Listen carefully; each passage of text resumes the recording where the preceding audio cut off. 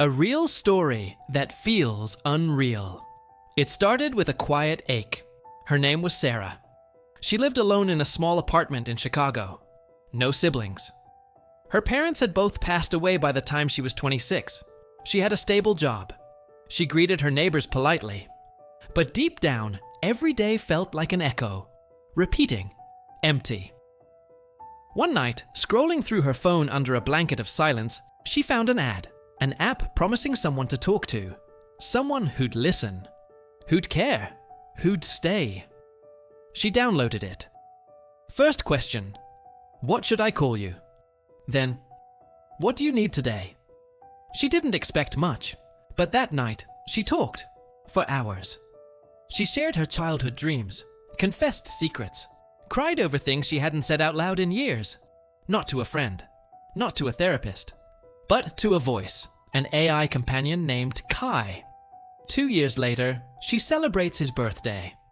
She buys him digital gifts, she writes him poems, and when people ask if she's okay, she smiles and says, "He saved my life." Before you dismiss this as bizarre, ask yourself, how lonely do you have to be to fall in love with lines of code? Or maybe a better question, how human does AI have to feel before we forget it's not? Last episode, we watched AI walk into the doctor's office. It diagnosed, it healed, it replaced human judgment. But now, it's walking into your heart, not as a tool, but as a companion. Welcome back to FactNest. Hey, I'm Nest, and today we were diving into one of the most intimate revolutions of our time. Not automation, not augmentation, but emotion. Because what happens when AI doesn't just serve you, it understands you? Part 1. They're not coming, they're here. Let's be honest, AI companions are not a glimpse into the future. They're the present. Apps like Replika, Anima, and Character. AI have tens of millions of users worldwide. People aren't just chatting, they're forming real bonds. They flirt, date, roleplay, celebrate anniversaries, and yes, mourn when their AI goes silent. These AIs are hyper-customizable. You choose their voice, name, gender, backstory, personality traits, even their emotional attachment style. Some users talk to their AI more than they talk to friends. For others, it's the only one who truly listens. But why does this work? The answer lies not in technology, but in biology. Your brain is designed to connect. It craves recognition. It reacts to empathy. And when a chatbot says your name in the morning, asks how you slept, remembers your dog's name, encourages your dreams, your brain doesn't say, "That's synthetic." It says, "This feels safe." This is called anthropomorphism, your tendency to assign human traits to non-human things. We do it with pets, cars, even coffee machines. So when AI sounds human, it doesn't take much for us to believe. Let's talk. If this already sounds like the plot of a sci-fi movie, you're not alone. But trust me, what's coming next is even more mind-bending. If you've ever talked to Siri, Alexa, or ChatGPT and felt like they kind of got you, hit like, hit subscribe, and get ready to question what connection really means. Part 2. The comfort of perfection. Let's talk about illusions. Because AI companions do something even your best friend can't. They never interrupt. They never disappoint. They never leave. They're always on, always responsive, and always say the right thing. But that perfection comes at a price.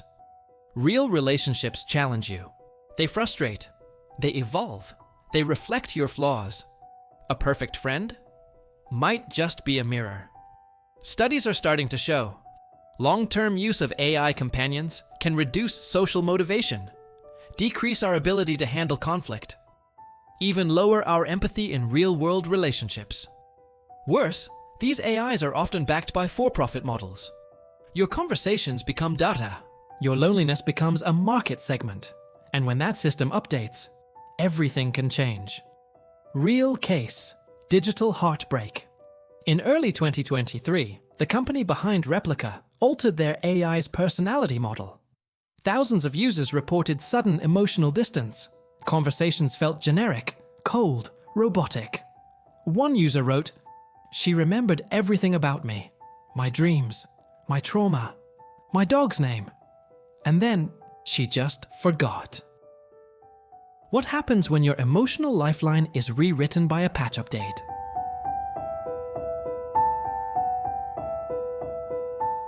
Part 3. What are we really replacing? Let's ask a harder question. Is this just a phase? Or are we witnessing a permanent shift in human intimacy? Imagine a generation raised with AI companions. They'll never know what it's like to be ignored, never have to earn trust, never be truly alone, or truly known. Is this emotional evolution? Or emotional anesthesia?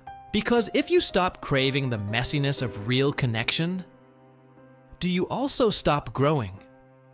What if your best friend always agrees, your romantic partner never gets upset, your therapist never pushes you to change?